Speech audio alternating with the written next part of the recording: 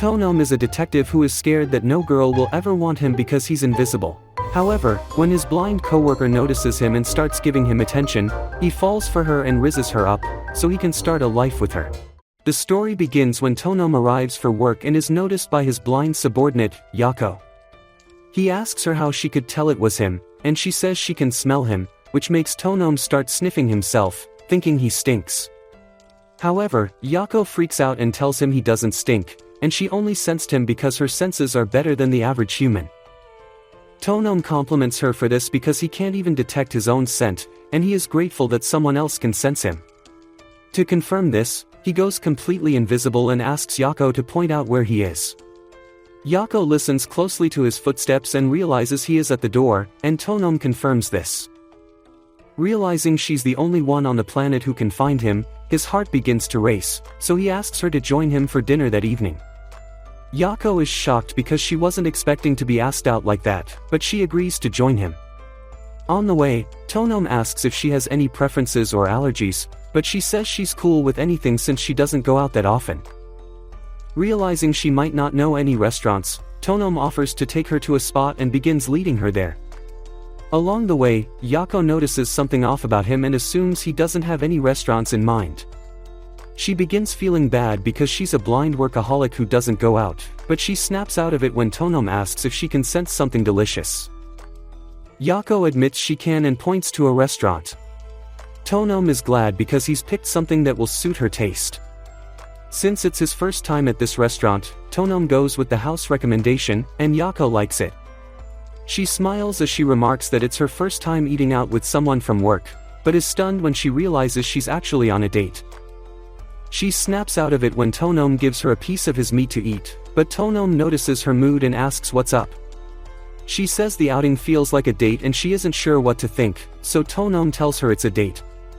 Seeing Yako's nervous face, Tonom walks up to her and places her hand on his heart so she can feel it racing and know that he gets nervous too. However, everyone in the restaurant starts looking at them like they're crazy. After they finish eating, Tonom asks for Yako's hand so he can lead her to the station, but she becomes shy because they'll look like a couple. Tonom tells her not to worry because YouTube can't demonetize this video even if he develops a plot with her on screen, but Yako tells him he doesn't need to go that far. She begins tweaking and opts to walk on her own using her stick, and Tonom realizes she's flustered by the last thing he said. Yako can already tell that he's grinning at her, which surprises him, though he promises never to hide his emotions from her. After that, he holds her hand and escorts her to the train station, but when she arrives home, she starts rolling around on her bed because her first date with him went well. The following day, Yako sits in the office thinking about the first time she met Tonom. Back then, he seemed so nice to her, and his voice was so soothing that she would wet the floor after hearing him. She also liked how elegantly he carried himself and wished they'd smashed, because no one would even notice, since his sausage was invisible. Currently, Yako dismisses the thought because she only went out with him once, but she wonders what he thinks of her. She also wonders what life is like for him because normal people can't see him, which makes her ask if he wishes she could see him. Tonom tells her he doesn't really care much about it because he is used to being invisible, but he is grateful that Yako is okay with feeling him instead.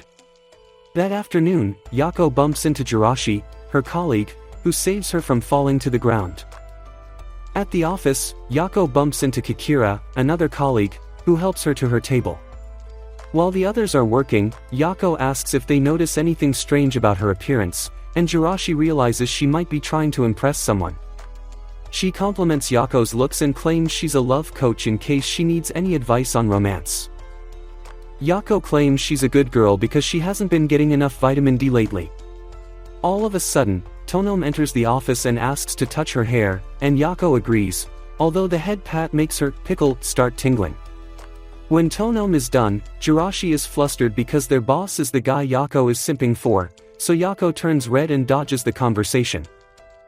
After that, Yako joins Tonom to listen to clients, most of whom demand investigations into their cheating spouses and missing exes. The following day, Tonom heads out to follow up on a lead, and he turns fully invisible when the guy he is tailing turns back.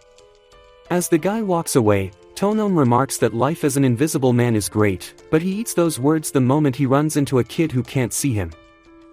In the meantime, Yako is in the office listening to an audiobook about how to make happy sounds in the bedroom. When Jirashi asks what she's listening to, she lies that it's a normal audiobook to avoid being called a plot addict.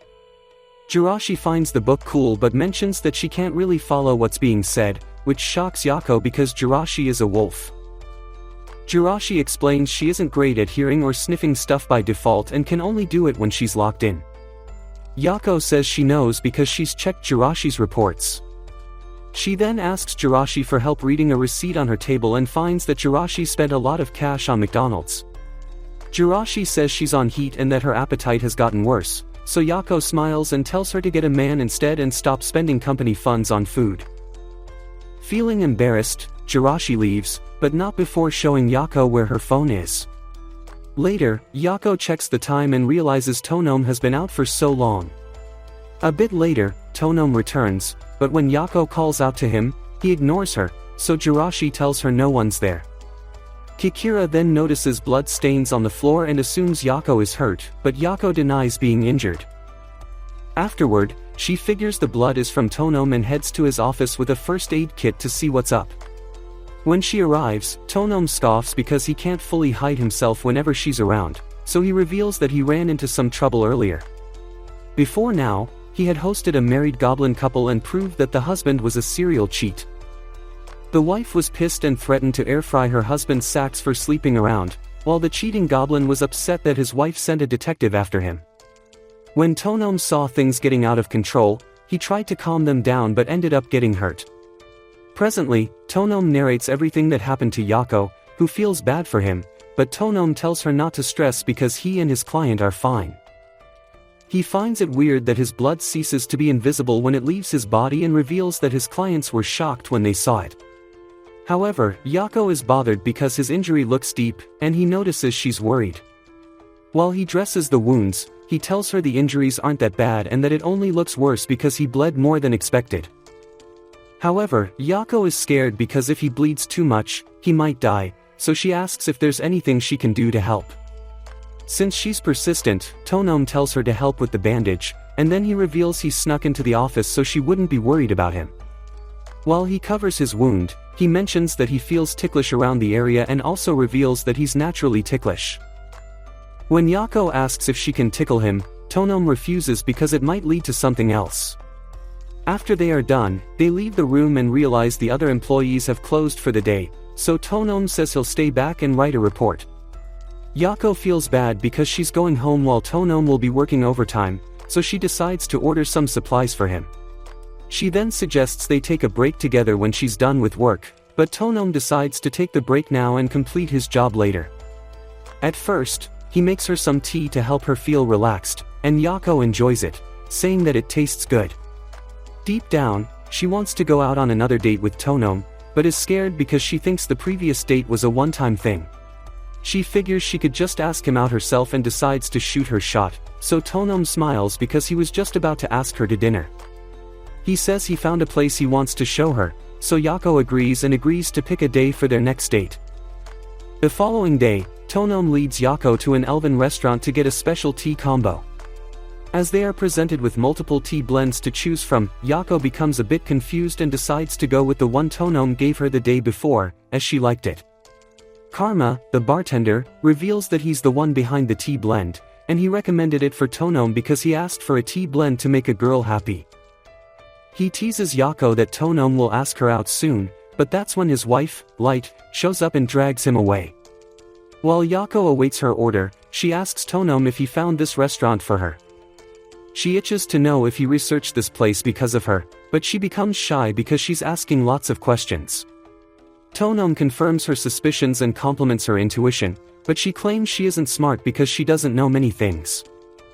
One thing she'd like to know is what Tonome looks like, and she hates that she can only work with her imagination. Tonome notices and allows her to touch his hands, and she realizes his fingernails are well kept. Tonome says it's because of the ladies, and Yako understands because she doesn't like it sharp and rough. As Tonome holds her hand, she becomes flustered and starts thinking that he can see right through her. But before things can get interesting, Light shows up with their order and ruins their moment. That afternoon, Yako asks Jirashi about Tonom's fashion sense, so Jirashi mentions that Tonom wears a suit all the time. When Kikira asks Yako why she's asking, Yako says she wants to go shopping for herself. Jirashi pieces things together and figures she wants to go on a twin date with Tonom, so she gets fired up and offers to take Yako shopping. At the mall, Yako tries out different outfits, and all of them look good on her. All the while, Tonom is at the office, asking Kikira for restaurant recommendations, and he gets a dozen. The following day, Karma and his wife arrive at Tonom's office, and they complain that they've been watched of late while working in their restaurant. Light says hooded guys ask their neighbors about her, and she's found them taking pictures of the restaurant. Meanwhile, Karma's cheeks are red because he never thought he'd be cute enough to have a stalker. When Tonom curiously asks the couple if they were followed, Light says she lost her stalkers, so Tonom offers to look into their situation and come up with a solution. A while later, Kirika reports that he's traced one of the stalker's vehicles to a big pharma corp in the mountains, and that all the people in the car are dressed the same. Seeing this, Tonom figures the stalker situation is bigger than he expected, but just as he's about to ask Jirashi for intel, she reports that the stalkers have stopped in front of Light's shop. Currently, she's running away with Light and Karma as she barely made it out of the restaurant in time. After hearing this, Tonom dashes out of the office with Kikira, leaving Yako behind to handle things there. Not long after, Yako hears the doorbell go off, so she opens the door to see who's there. Unfortunately, it's one of Light's stalkers, but before he can do anything funny to Yako, Tonom arrives and chokeholds him. However, the dude begs for his life and reveals that he's Light's father, leaving everyone shocked. When Light returns, she confirms that the man is her father and that he runs a pharmaceutical company. Light's father apologizes for the trouble and explains that he only wanted to see how his daughter was doing. When Light questions why he came with their entire clan, he explains that they insisted on following him.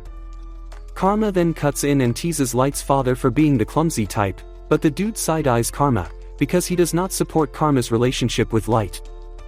Later that evening, Tonom shares dinner with his employees because they've managed to resolve Light's case. While they are at it, Jirashi questions why Yako isn't drinking, so she says it'll be harder to get home if she's drunk.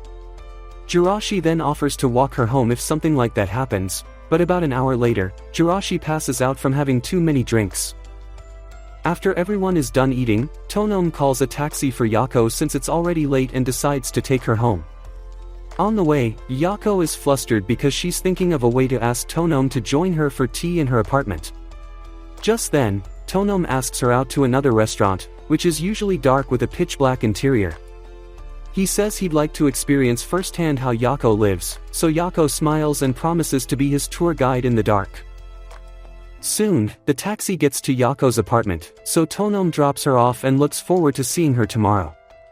As he is about to leave, Yako begs to share a cup of tea with him, but he refuses because the taxi is already waiting for him. However, he promises to stop by her place and make it up to her when he's free. A few days later, Tonom takes Yako out for a date at the pitch-black restaurant. After the lights go out, Yako starts teaching Tonom how to navigate their table and eat his food. However, when it's time to eat, Tonom excuses himself and heads to the shower because he's restless. As he freshens up and leaves, Yako sees him and asks if he'd like to leave the restaurant, and he admits it. On the way out, he apologizes for interrupting their date and promises to make it up to her for wasting his meal. However, Yako brushes it off as no big deal because she has already packed his food for him. All of a sudden, Tonom asks her to join him at his place for dinner, and it takes 3 seconds for her brain to process that. When they arrive, Tonom serves Yako a home-cooked meal, and she likes it. He then apologizes again for the restaurant thing and reveals that he's scared of the dark. A few years ago, he was at a camp with his mates, and there was a time his courage was tested. He and the other kids were told to hold a candle and walk up a mountain road, but along the way, his partner left him behind and he was all alone. As a result, he fell on his face and started bleeding, and even though he picked himself up and waited for someone to find him, no one did. Eventually, he gave up on waiting and managed to make it back to the cabins, but that was when he figured that no one knew he was gone. He was in tears as a result, and he realized this issue was because he was invisible. As Tonome narrates this in the present, Yako assures him that she could never ignore him because she knows how he sounds, smells, and moves, and she can also tell how he feels without looking at his face. She reveals that she would miss him if he left and wouldn't stop until she found him. Realizing what she just said, Tonome asks her to be his girlfriend, and the request throws the chick off. Deep down, she thinks Tonome might want to smash because that's what couples do, but Tonome says he's a gentleman and decides to hug her to make her feel comfortable. It's only been a week since Yako and Tonome started dating, and Yako wants to have more lovey-dovey moments with Tonome. She begins fantasizing about getting pinned and smashed, but calms down because she agreed to keep her urges and dating life separate from work. Just as she completes the day's work, Tonome takes her by surprise as he hugs her and asks her out on another date. The request melts Yako's heart and she agrees to the date, but not before tickling Tonome for ruining her lock-in phase. That evening, Tonome finishes up with work and asks to take Yako home. This makes Yako recall the last time he took her home, which was when he declined to have tea with her. Now, she wants Tonome to stay at her place for tea, so she joins him to the train station to get home fast. While on the train, she's flustered because Tonome will enter her room, but she calms down a bit when she recalls that her mom helped clean the place up a few days ago. All of a sudden, Tonome hugs her and asks if he can stay for tea, and Yako accepts immediately. A bit later, they arrive at her apartment, and Tonome makes himself feel comfortable. As he waits to be served, he notices Yako's silky garment on the floor and is tense because he's shy to tell Yako. He figures he'll stay quiet and pretend nothing is there, but that's when Yako walks by and steps on the silky garment. When asked what it is, Tonome claims it's a handkerchief, but one sniff of it makes Yako panic and hide it. After that, she serves Tonome a cup of tea and some cakes, and the dude likes it. After the meal, Tonome prepares to leave, but not before asking Yako to call him by his first name when they are in private. The thought of this makes Yako blush, and her floodgates start cooking when he calls her by her first name. Seeing her blush makes Tonome get the urge to kiss her, but he's hesitant because Yako is blind and he might ruin the timing of their kiss. With this in mind, Yako suggests they come up with a kissing signal, so Tonome scoffs and gives her a forehead kiss instead. The following week, Yako shows up at work and notices something different about Tonome's aura. When she asks what's up, Tonome reveals that he just got a new suit, and then proceeds to ask Jirashi if it looks good on him. Jirashi says she can't rate his looks because he's invisible, but the comment makes Yako realize that Tonome is a bit hurt by that. She wants to help, but can't because she doesn't know anything about clothes. However, Kikira compliments Tonome, saying that the suit slaps hard, and Jirashi feels the same way too. Feeling hyped, Tonome meets Yako and asks her to cop a feel of his suit, and when she does, she likes it. She even compliments him and asks if he likes fashion, but the dude says he only likes buying clothes, since it's the only way he can express himself. Watching from behind, Jirashi asks Tonome how he can make his clothes invisible, so Tonome explains that his body produces a chemical that makes him invisible, and he can extend the invisibility to his clothes. As he demonstrates this, Yako asks if he can make her invisible, so Tonome tries it by holding her hands, but it doesn't work. All the while, Yako is flustered because she just locked fingers with Tonome, and she wonders how fast his fingers are. When Jirashi mentions that Tonome's powers are pretty convenient, Tonome explains that full invisibility isn't legally allowed in public places and that he can only do it because he is a licensed investigator. Also, he kinda hates his powers because he can get run over by a car or bumped into by normal pedestrians walking on the street. After work, Yako stops by Light's tea shop with her mother to try out some tea. Yako's mother likes the place because it has a variety of tea flavors. Meanwhile, Light is wondering if Yako has told her mother about her relationship with Tonome. A few days ago, Light stopped by the office with her loser husband and offered everyone a tea treat to thank them for the help last week. As Tonome accepted the token, Karma started teasing Yako for dating her boss, so Light yelled at him to shut up and dragged him out of the office. Currently, Light figures Yako hasn't told her mother anything, and decides not to say anything about Tonome either. However, that's when Karma starts running his big mouth, but Light makes him shut up before Yako's mom finds out. Unfortunately, it's too late because the lady heard Karma snitch, and now she looks forward to meeting Tonome in person. Later at work, Jirashi and Kikira notice Tonome and Yako trying to avoid calling their first names. Both colleagues try their best to stay out of it, but Kikira gets fed up and tells the couple to stop pretending because it's already obvious that they're dating.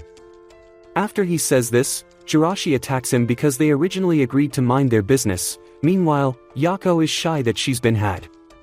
A little later, a lawyer named Matter walks in and meets Tonome concerning a case he's been working on. He begs Tonome to get some information that will help with a recent court case, so Tonome agrees. As their meeting ends, Matter notices Tonome's suit and compliments him on it, and then leaves the building. Meanwhile, at night, Matter goes home to Kikira, and it turns out they are gay brothers. While they talk, Matter pushes for Kikira to make their relationship public at work, so the dude finally agrees. The following day, Kikira introduces Matter as his boyfriend, and Jirashi is shocked because she doesn't know why Matter finds Kikira attractive. Matter blushes and says he's been a thing with Kikira since high school, but before he can get into the bromance details, Kikira side-eyes him and threatens to be the top tonight. The following week, Yako is down with a bad cold, so Tonome calls and asks to visit. She agrees instantly, but after the call she realizes her mom is around and is shocked, but calms down when she notices that her mom isn't in the room. Not long after, Tonome arrives, and Yako invites him in. He then heads to the kitchen to make breakfast for her, but after he is done, he offers to feed her, which makes Yako blush. All the while, Yako's mother is in the laundry room, and she's fully aware that there's a dude with her daughter. When she decides to show herself, she finds Tonome in a weird position with Yako and starts explaining that she didn't mean to interrupt. Tonome is shocked to his bones because this isn't a good first impression, while Yako wishes the anime gods would take her life. The following week, Matter shows up at Tonome's office with an invisible client named Aya. Tonome is stunned to see her because their kind is rare, and Aya feels the same way. She introduces herself to Tonome and is excited that she's getting help from someone like her. Hearing them talk, Yako becomes jealous because Tonome is being too friendly with Aya, so Jirashi teases her for it. At Tonome's office, Aya reveals that she's being accused of theft at her job, as money was recently stolen. Since the camera captured nothing, her boss, who happens to be the vice president, claimed that an invisible person stole the money, so he accused Aya. Hearing this, Tonome asks about the president and learns that the dude is in the hospital, which means that the vice president is currently in charge of things. Aya says she didn't steal the money, but she's worried that she can't name an alibi because she's invisible. Despite that, Tonome assures her that he'll get to the bottom of the case, and she thanks him for it. The following day, Tonome and Matter meet with Gamake, the vice president, concerning Aya's case. Tonome asks for the security footage, and when he checks it, he notices that no one touched the safe after Gamake himself locked it. As Gamake begins blaming Aya for the missing cash, Tonome goes completely invisible to prove that his kind isn't intangible, and that the security camera would have captured the safe getting opened if Aya were really the thief. Seeing this, Gamake gets all sweaty and starts apologizing for accusing Aya. However, Matter pulls up footage showing that Gamake has been siphoning money ever since the president was admitted to the hospital. Seeing that he's been caught, Gamake starts sweating like a chicken, but he wets himself when the president shows up and is informed about his crimes. The following day, Aya thanks Tonome for helping her out. As she leaves, Tonome thanks his employees for helping out with the case. He then learns that Yako helped with everyone's schedule so they could focus on the case, so he personally thanks her for it. Feeling excited, he suggests a work trip, and Jirashi agrees, yelling that she would like to see the mountains. During the weekend, they all arrive at the mountains for the work trip and begin to set up their tents for the night. While they are at it, Tonome notices that Matter is quite fond of the mountains, but the dude claims he used to hate mountains and that it's thanks to Kikira that he now likes it there. A bit later, Tonome asks Yako to join him for a walk, and Yako agrees. On the way, Yako tells Tonome that she feels safe having him around, and Tonome feels the same way too. This makes Yako recall the scary experience Tonome had in the mountains when he was a youngster, but when she asks if he is cool with this trip, he claims he is over the trauma. After that, they sit at a bench, where Tonome brings up Yako's contribution to solving Aya's case. Yako thinks she didn't do much and says she only contributed because she saw how angry Tonome was with the whole thing. Hearing this, Tonome agrees that he was pissed about Aya's case, remarking that his kind usually gets treated with suspicion. He then pulls Yako closer and kisses her as a thank you for everything. Yako is flustered as this happens, but when Tonome stands to leave, she drags him so they can spend some time alone before heading back. That evening, Matter tells a story about why he used to hate the mountains. Several years ago, he and his mates were forced on a school trip in the mountains, and he hated it because he was overweight and couldn't keep up. When his mates left him behind, Kikira stuck around, and it made him feel relieved that someone was there for him. Over time, Matter got exhausted and decided to give up, but that was when Kikira showed up, gave him water, and offered to carry his bags. During lunch, Matter offered to eat with Kikira, but the dude refused because it felt weird. He argued that they weren't friends, but when Matter kept pushing, he was forced to agree. A few days passed, and the trip was over, so they had to go back to their academy. While on the bus, Matter woke up and found himself holding hands with a sleeping Kikira. He figured that Kikira would feel weird if he woke up, so he decided to pull his hand away. However, at the last second, he held Kikira's hand again, but was shocked to realize that Kikira was awake the whole time and thought the dude was too shy to talk. Since then, Matter started dating him. The following day, everyone prepares to fish at the lake, while Tonome waits for Yako to finish dressing up. At some point, Yako asks him for help with changing, and when he enters her tent, his sausage starts to cook. However, he sucks it up and helps Yako with her swimsuit, commenting that she looks cute in it. After she is done changing, she heads out with Tonome, and Jirashi remarks that she looks hot. After that, Yako joins Tonome at the lake, while Jirashi and the others try fishing with their bare hands. When it's Tonome's turn to fish, he fails to catch anything and ends up wetting his shirt. Seeing him, Jirashi realizes he is quite jacked, but as Yako hears this, she tells Tonome to take his shirt off. Tonome is skeptical about this because his shorts will be on display if he takes his shirt off, and it'll allow others to get an aerial view of what he's packing. Realizing it's embarrassing for him, Yako doesn't push any further, but she tells him she'd like to be the first person to uncover personal things about him. As Tonome hears this, he smiles and apologizes for being insensitive, but before he can kiss her again, Jirashi shows up and ruins everything. The following day, they all drive out of the mountains heading to the city, and Tonome is glad he got to be with Yako. He wishes he could get a solo trip with her but dials it down because it's too soon. The following week, Yako sits at work and giggles every 5 minutes, and her colleagues notice. They wonder what's up with her, but they don't know that she's creeped out about the kiss she shared with Tonome during their short trip. Yako keeps giggling because the kiss with Tonome was her first, and she hates that she hasn't had any bedroom experience. Later, after the day's work, Tonome decides to walk Yako home and suggests stopping by a bar to grab a drink. Yako agrees, but is a bit flustered because Tonome is relating to her as if their weekend kiss didn't happen. Tonome explains that it's not like that, and he only seems composed because he is trying his best not to feel shy. He then reminds her that he gets nervous around her, and it makes Yako's brain time out. When they arrive at the bar, the whole setting is new to Yako because she has never drunk outside her home. She asks about the purpose of bars, and Tonome explains that it's where people meet to spend time. Hearing this flusters Yako and makes her heart skip a beat, but she hates that everything Tonome is saying is making her floodgates twitch. As a result, she decides to sit beside Tonome to develop thick skin against his charm. She then opens up about her lack of experience in bedroom affairs and how she hates acting innocent around Tonome, but Tonome tells her not to worry about it. After they are done drinking, they take a ride home, but Yako is uncomfortable in the taxi because Tonome is quiet. Upon arriving at Tonome's building, she invites Tonome in for dinner, but Tonome refuses, making Yako feel bad. She thinks she did something wrong and sadly walks to her room to wet her pillows. However, Tonome notices her mood and hugs her to make her feel better, but the hug does more than that. 2 days later, it rains in the morning, and Tonome gets soaking wet while running to his office.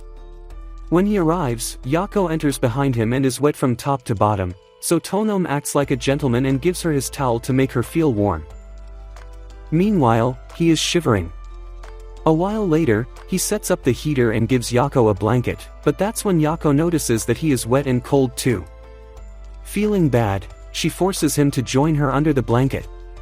In this position, Yako notices that her skin is touching Tonome's, and it makes her start having funny ideas. When she mistakenly touches Tonome's cold fingers, she realizes they'll be of good use to her and casually mentions that it'll make her happy. Tonome gets the hint and preps her for a kiss, but that's when Jirashi barges into the office and ruins the mood. The following day, Yako's mom pesters her daughter about how she'd like to meet Tonome. Yako feels skeptical about the meetup, especially because of how she met Tonome last time, but she agrees anyway. That afternoon, Yako hosts her mother and Tonome at a restaurant, and the two get chatty. The woman apologizes to Tonome for ruining his thing with Yako, but Tonome brushes it off as no biggie and gives her a gift. Yako is paranoid because she doesn't know what to say, but she's shocked when she realizes that Tonome is getting familiar with her mother. After lunch, Tonome bids farewell to Yako's mother and walks away with Yako. Earlier, while Yako wasn't paying attention, her mother found out from Tonome that she was reliable at work, so she begged Tonome to look after her. A few days later, Tonome gives Yako a sweet-smelling flower and takes her to a love park. Yako likes the place because it smells amazing, and also because the place has sweet treats. As she tastes them, she lights up because they're delicious, while Tonome looks at her and finds her cute. The following day, Yako arrives at the office and is shocked when Karma suddenly charges at her to greet her. As a result, Yako right-hooks Karma to the floor, while Tonome shows up and scolds him for acting stupid. He then asks what he wants, so Karma reveals that his wife, Light, has gone out on a trip. He feels skeptical about it because Light packed most of her belongings, though he doesn't read much meaning into it. All of a sudden, Light calls and informs him that she's at her father's place, which leaves Karma shocked because he senses a divorce. While he cries his eyes out, Tonome advises him to go home and call his wife, but he refuses since he thinks that Tonome is trying to get rid of him. He yells that he'll do things to himself if left alone, so Yako advises Tonome to accommodate him at least until his brain resets. Hearing this, Karma pushes further and asks to spend the night with Tonome, promising to help out with house chores. The following morning, Tonome wakes up to Karma giving him rainbow vibes, so he politely avoids taking any offers from him. While he eats breakfast, he asks Karma if he's called his wife yet, but Karma says he hasn't because he is too scared of what she might say. Later, Karma heads to work with Tonome, and Yako notices Tonome's dull mood. When she asks what's up, Karma's cheeks turn red, and he reveals that he attended to Tonome's dearest needs all night. While everyone tries to understand what this means, Tonome tells Karma to shut up so that this anime channel will survive tomorrow, but the dude keeps running his mouth. A bit later, he offers to help Tonome with today's detective work, so they head out together to keep close tabs on a suspect. Tonome is supposed to follow the said dude, but the issue is that the guy can fly, and Tonome will lose him. As Karma hears about this, he uses his elven powers to curse the suspect's wings, which restrict him from flying. Tonome is shocked when he sees this, so Karma explains that he can curse people when his heart is in a dark place. Tonome understands this because Karma is sad about his situation with his wife, but he didn't expect it to be this bad. Feeling bad for him, Tonome offers to let Karma spend another night at his place, under the condition that Karma calls his wife. Later, at the office, Karma finally calls his wife, but after the call, he runs home without saying a word to Tonome. In his absence, Yako curiously asks if he doesn't like Karma, so he explains that his personality doesn't match Karma's. He also admits that he is jealous of how Karma can easily express his emotions, so Yako smiles and forces him to lie on her. While Yako touches his face, he becomes a bit uncomfortable and decides to return the favor, and the rest is history. The following week, Tonome dresses up in an academy uniform because he is investigating a place filled with students. Jirashi and Matter find him cute, but when Kikira appears dressed in a security outfit, Matter loses it and starts taking pictures of him because he is cute. Jirashi compliments his looks, saying he'll fit as an undercover agent. However, when it's time for Jirashi to change, she refuses because she's shy. That afternoon, she's dressed in a revealing maid outfit at a cafe because her target is working there. One of the customers finds Jirashi cute and tries to start a conversation with her, but her poker face scares him off. After that, Jirashi notices how all the other maids are comfy in their outfits and feels jealous because she's insecure about her spotted patterns and isn't comfy with showing too much skin. Later on, Jirashi returns to the office and complains to Yako that she isn't cut out for the job because the maid outfit makes her uncomfortable. When Yako realizes she's insecure about her looks, she pats her on the head, encouraging her that she's cute. So Jirashi begs her to join her to shop for new outfits. At the mall, Jirashi struggles to pick something that suits her because of her fur pattern. At a restaurant, Jirashi asks Yako if she's envied other people who can see, so she replies that she's never had the chance to see before and doesn't feel the need to be jealous of others. Yako then asks Jirashi if she's envious of others, and she replies that she envies Yako because all clothes look good on her. Deep down, Jirashi has a mental picture of what cute is like to her, and she doesn't feel like she meets the cut. She even mentions that she'd dye her fur so other outfits would look good on her, but is hesitant because her patterns are part of her family's heritage. Hearing this, Yako tells Jirashi she doesn't need anyone's advice to make a move like that, and she only needs to find what she's comfortable with before acting on it. This makes sense to Jirashi, so the following day, she heads to the mall to get new clothes. Here she tries on a spotted outfit, but gets discouraged because it doesn't fit. Coincidentally, one of the staff, who happens to be a spotted person, advises her to go for a pattern that blends well with her skin, and it works for her. All the while, Karma is at the office, yelling to Tonome that his wife has left him and gone back to her parents again. When Tonome asks what's going on, Karma reveals that Light's dad is in the hospital and she has to look after him. Karma then begs Tonome to let him spend the night because he'll end up in a negative mood if left alone and he'll be dishing out curses left and right. He begs to stay until Light returns, but when Tonome asks how long that will be, Karma says 5 months. Hearing this, Jirashi reasons there's something going on that Karma doesn't know about, though she stays quiet about it. At night, Yako and Jirashi hop on a video call with Light to find out what's going on. When asked how her father is doing, Light comes clean and says he's not in the hospital and she only left Karma because she's pregnant. Jirashi smirks, saying she suspected something like that was going on, but she asks Light why she isn't telling Karma anything yet. Light says it's because of Karma's dark elf curse powers, which often counter her powers of blessing. She also adds that her elven race has a low pregnancy rate, so whenever one of them gets pregnant, her whole clan makes a big deal about it. Normally, she'll have to spend time in the sacred elf forest in the White Elf village, where multiple rituals will be performed to ensure a safe delivery. Hearing this, Yako starts wishing she was a pregnant elf so she would get princess treatment like Light, which makes Light laugh. After that, Light says Karma will blame himself if anything happens to her or the baby, which is why she's keeping the pregnancy from him. The following evening, while Yako is walking home with Tonome, they coincidentally suggest having the same meal to survive the cold weather. Yako suggests they use her place, so Tonome agrees and helps out in the kitchen. While they're at it, Tonome is scared that Yako might cut herself because he feels she doesn't know how to use a knife, but she proves she's a pro. After that, Tonome remarks on how close they've gotten over the past few weeks, and he likes that he's been able to learn a lot about Yako.